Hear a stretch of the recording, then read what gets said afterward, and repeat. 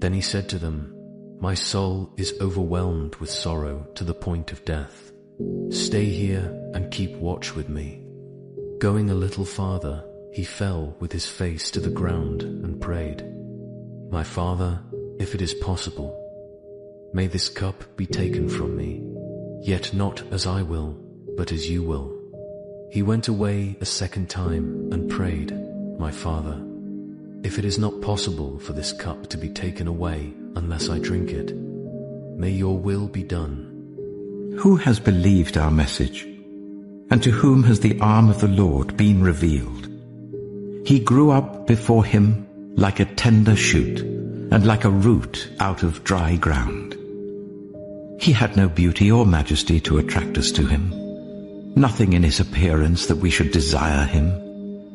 He was despised and rejected by mankind, a man of suffering and familiar with pain. Like one from whom people hide their faces, he was despised, and we held him in low esteem. Surely he took up our pain and bore our suffering. Yet we considered him punished by God, stricken by Pilate him and ordered afflicted. that the sign he wrote be placed for But all he to was see. pierced for our transgressions. Father, forgive them, for they do not know what they do. He was crushed for our iniquities. The punishment that brought us peace was on him, and by his wounds we are healed. We all, like sheep, have gone astray. Each of us has turned to our own way, and the Lord has laid on him the iniquity of us all. He was oppressed and afflicted, yet he did not open his mouth.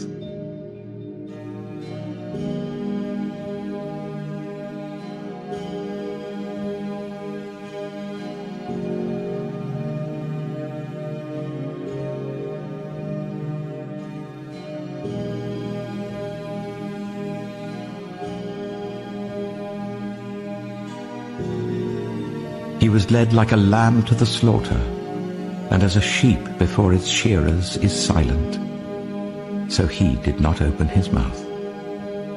By oppression and judgment he was taken away. Yet who of his generation protested? For he was cut off from the land of the living. For the transgression of my people he was punished. He was assigned a grave with the wicked and with the rich in his death. Though he had done no violence, nor was any deceit in his mouth. Yet it was the Lord's will to crush him and cause him to suffer. And though the Lord makes his life an offering for sin, he will see his offspring and prolong his days, and the will of the Lord will prosper in his hand. After he has suffered, he will see the light of life and be satisfied. By his knowledge my righteous servant will justify many, and he will bear their iniquities. Therefore I will give him a portion among the great, and he will divide the spoils with the strong, because he poured out his life unto death, and was numbered with the transgressors.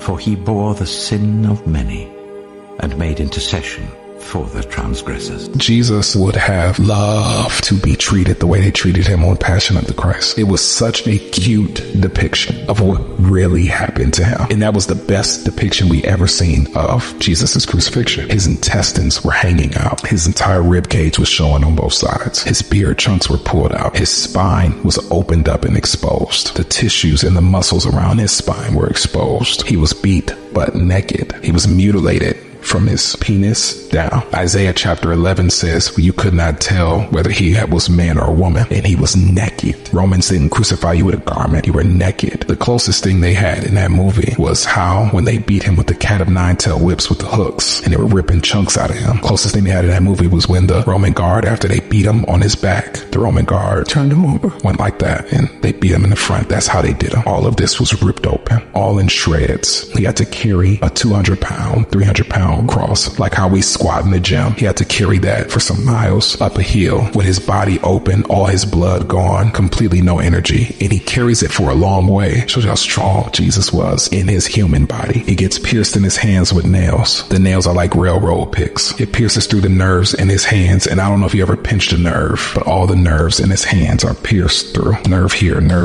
and nerves in both his feet. So he has shocking nerve pain in both arms. But while he's on the cross, he's suffocating. This is all in the medical examination of what happened to him, right? He's suffocating. So he has to lean up to breathe, but he's on a rugged, splintery cross and his spine is open. So he's rubbing splintery wood on his open tissues and muscles. For 6 hours, he's doing this to breathe and rubbing while nerve pain is shooting in his arms and shooting in his feet. Every second of his life, every breath is the most excruciating pain he could ever take. And he doesn't say anything.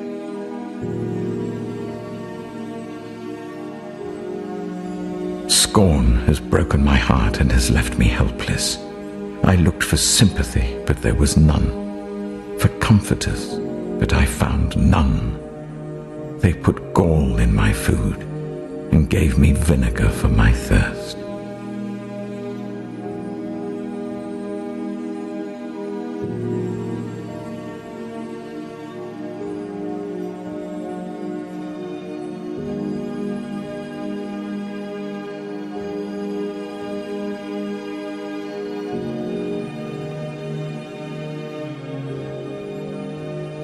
For God so loved the world that he gave his one and only Son, that whoever believes in him shall not perish, but have eternal life.